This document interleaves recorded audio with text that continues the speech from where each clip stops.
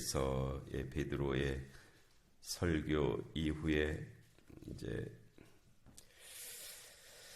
그 사도들이 백성에게 말할 때 제사장들과 성전 맡은 자와 사두개인들이 이르러 예수 안에서 죽은 자의 부활이 있다고 백성을 가르치고 전함을 싫어하죠. 왜냐하면 자기들의 그 권위, 권세 뭐 이런 것들이 그 앞에서 무력해지는 그런 모습이었기 때문에 이제 그런 이유를 가지고 이제 이 사도들이 복음 전하는 일, 또 가르치는 일 이런 것들을 이제 꺼려하는 그런 모습을 보였고 거기에서 더 나아가서 그들을 이제 체포했죠. 잡아갖고 이제 가두어 놓았습니다. 가두어 놓고 그래서 그 다음 날 이튿날 이제 4장 5절의 시작 이튿날은 그런 그 다음 날이죠. 그 다음 날 관리들과 장로들과 서기관들이 예루살렘에 모였는데 이제 모인 무리들의 그 내용으로 보면은 이건 산헤드린 공의회에 가깝거든요. 산헤드린 공의회는 이제 이스라엘이 독립국이 아니었잖아요. 속국이었죠. 그 로마 제국에 속해 있는 속국이었기 때문에 스스로 이 자주권을 가지고 있지 못했습니다. 그러니까는 뭐 이 사법권, 행정권 뭐 이런 것들이 다 제한을 받고 있었죠. 형식적으로는 다 로마 제국이 갖고 있었고요. 내용적으로 조금 일부 그냥 인정되는 정도, 자치적으로 자치권을 조금 부여해 준 정도 이렇게 살고 있었던 때입니다. 이스라엘의 역사를 보면 기원전 586년 바벨론에 의해서 나라가 이제 망했잖아요.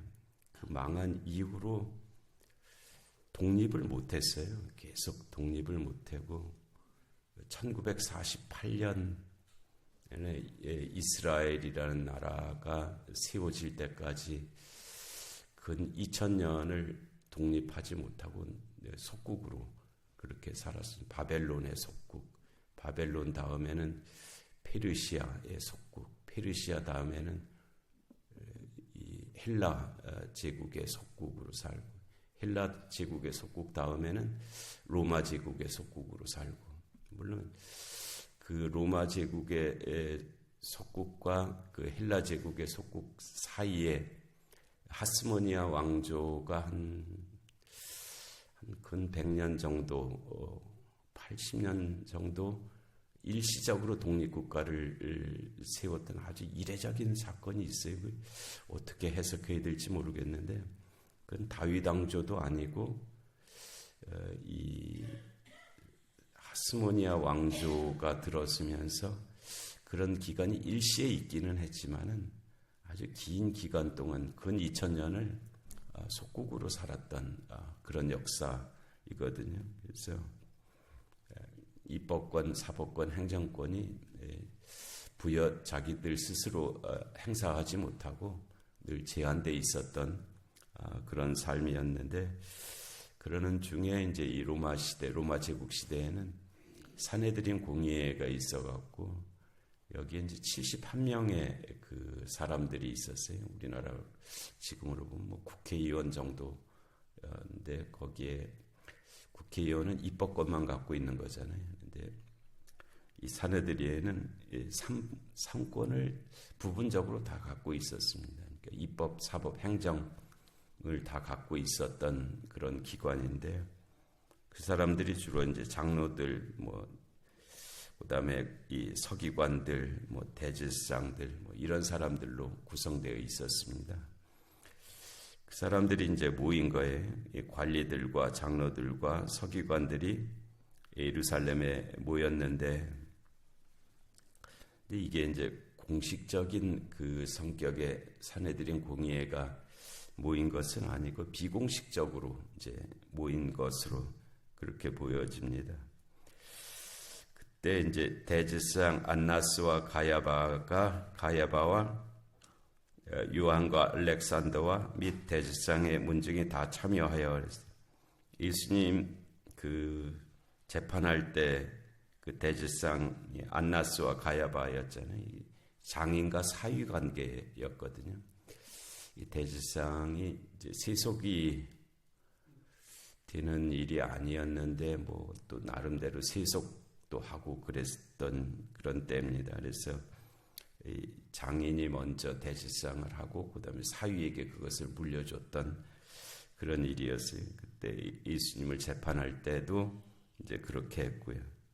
지금 이 사도들을 재판하는데도 이제 그와 같은 역할들을 하고 있습니다. 그래서 사도들을 가운데 세우고 묻되, 마치 이제 재판하는 거거든요.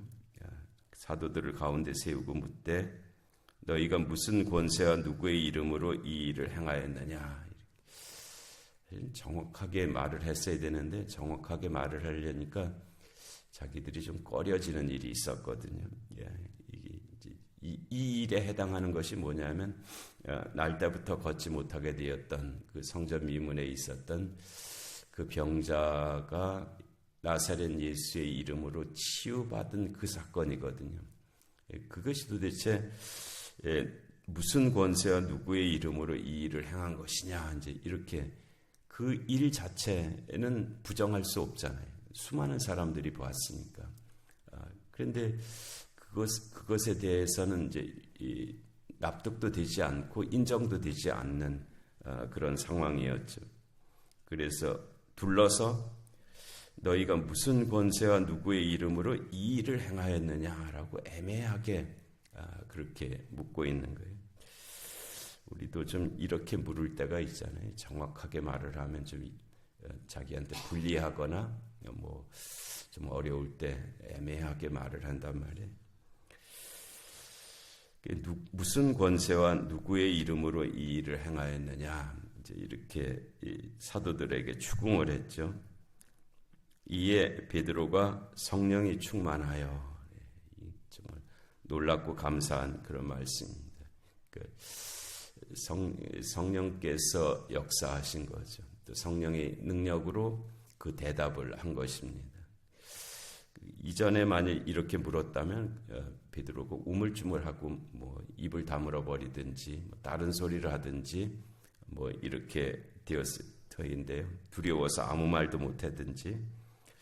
근데 이에 베드로가 성령이 충만하여 이르되 백성의 관리들과 장로들아 하면서 담대한 모습을 보이고 있잖아요. 우리들도 이제 우리 개인적인 어떤 모습에는 참 비굴할 때도 있고,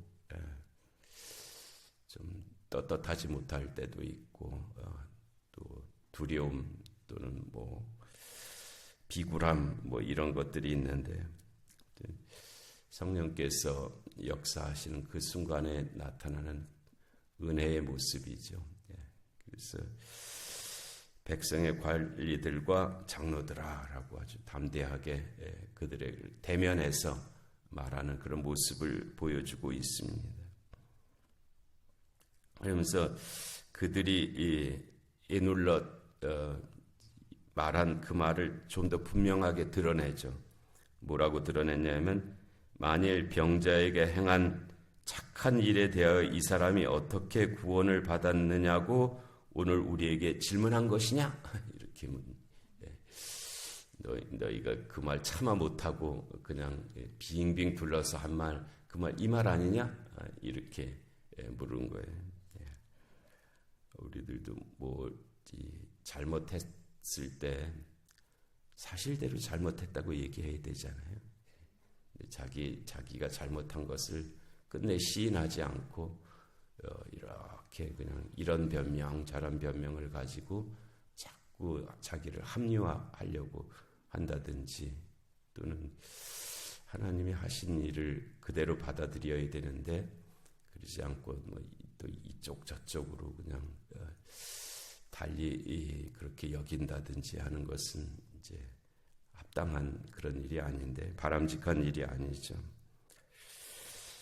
거기 이 지금 베드로가 이 산헤드린 공회가 자기들에 대해서 한 질문에 대해서 정확하게 그렇게 얘기하고 있습니다. 이 일이라고 말한 거기에 대해서 병자에게 행한 착한 일이다. 그리고 이 사람이 구원받은 일이다. 이거에 대해서 묻는 것이냐? 그럼 대답할 수 있다는 거예요. 내가 말하겠다라고 하는 것이죠. 너희와 모든 이스라엘 백성들은 알라 하면서 정말 담대하잖아요. 이전에는 그들이 두려워서 숨어있던 이들이었는데 이제는 그들 앞에서 담대하게 증거하고 있습니다. 너희와 모든 이스라엘 백성들은 알라, 너희가 십자가에 못 박고 하나님이 죽은 자 가운데서 살리신 나사렛 예수 그리스도의 이름으로 이 사람이 건강하게 되어 너희 앞에 선 일이다. 부정하지 말라는 거예요. 너희가 십자가에 그를 못 박았고 그건 너희들이 아는 바고 사실이 아니냐. 근데 그를 하나님이 죽은 자 가운데서 살리셨다는 거예요. 그리고 그가 바로 나사렛 예수 그리스도시다. 여기서 나사렛이라는 것은 그 역사성을 가리키는 말이거든요. 다른 예수가 아니고 나사렛 예수라는 거예요. 다른 어떤 이 당시에 예수가 굉장히 많았습니다. 예수가 많다는 뜻은 예수라는 이름이 아주 흔한 이름이었어요. 그래서 무슨 다른 어떤 존재가 아니고 바로 그 갈릴리 나사렛의 그분, 그분인, 그리고 그분을 너희가 십자가에 못 박아 죽였는데 바로 그분을 하나님께서 죽은 자 가운데서 다시 살리셨다. 그분이 바로 나사렛 예수시고 그분이 바로 그리스도시다라는 것을 증거하는 말씀이에요. 그리고 그 나사렛 예수 그리스도의 이름으로 이 사람이 건강하게 되어 너희 앞에 선 것이다. 그와 같은 은혜가 우리의 모든 삶 가운데도 함께 하시는 줄로 믿습니다. 다른 것이 아니고 나사렛 예수 그리스도, 나사렛 예수시고 그분이 바로 그리스도시고 또 그를 통해서 이루어진 구원이다라고 말씀한 거예요. 이 예수는 너희 건축자들의 버린 돌로서 집 모퉁이의 머릿돌이 되었느니라. 이 말씀은 시편 118편 22절에 나오는 말씀인데요. 시편 118편 전체가 그리스도에 대한 시편입니다. 그리스도가 이와 같은 분이시다, 이와 같은 일을 하실 것이다. 그런 것을 그러니까 예수님께서 그 엠마오로 가는 두 제자에게 말씀하실 때 그 율법과 시편이 나에 대해서 기록한 것이다라고 그렇게 말씀하신 바가 있었거든요.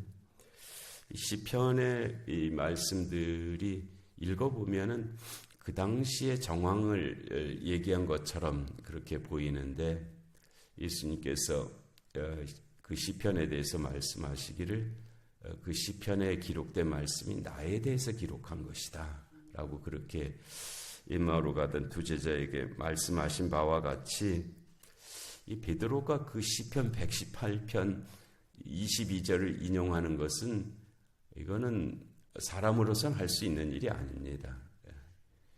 그 당시에는 지금 이렇게 성경을 가지고 다닐 수 있는 그런 때가 아니거든요.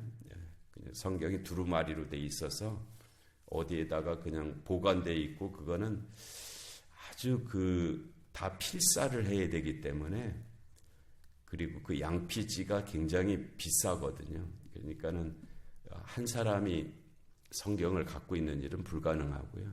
그냥 회당 시내고구에 하나 정도, 한 편 정도 이렇게 비치해 놓는 그런 때이기 때문에 성경을 이렇게 암송하기, 읽고 그거 상당히 어려운 때. 그런데 베드로가 이게 산헤드린 공의 앞에서 증언하면서 이 말씀을 인용한다고 하는 것은 성령의 역사가 아니면은 불가능한 그런 뜻이죠. 이게 또 이 말씀이 아주 특별한 말씀도 아니잖아요. 그런데 그 말씀을 이렇게 인용했습니다. 이 예수는 너희 건축자들이 버린 돌, 너희가 건축자들이 이거 쓸모없다고 버린 돌이었다는 거예요.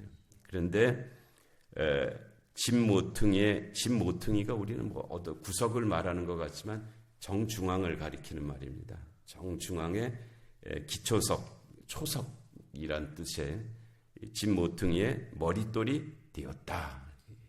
이것이 예수 그리스도시다. 너희가 쓸모없는 돌로 버린 일이었는데 그렇지 않냐고 하나님 나라의 머릿돌이 되신 분이시다. 그분이 바로 나사렛 예수 그리스도시다.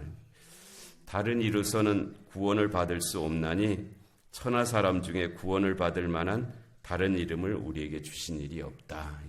이 사도행전의 아주 유명한 그런 말씀이죠. 그렇다고 이 말씀이 아주 구원이 그냥 아주 좁다, 제한되어 있다, 배타적이다 그런 뜻은 아닙니다. 그리스도는 아주 넓은 통로거든요.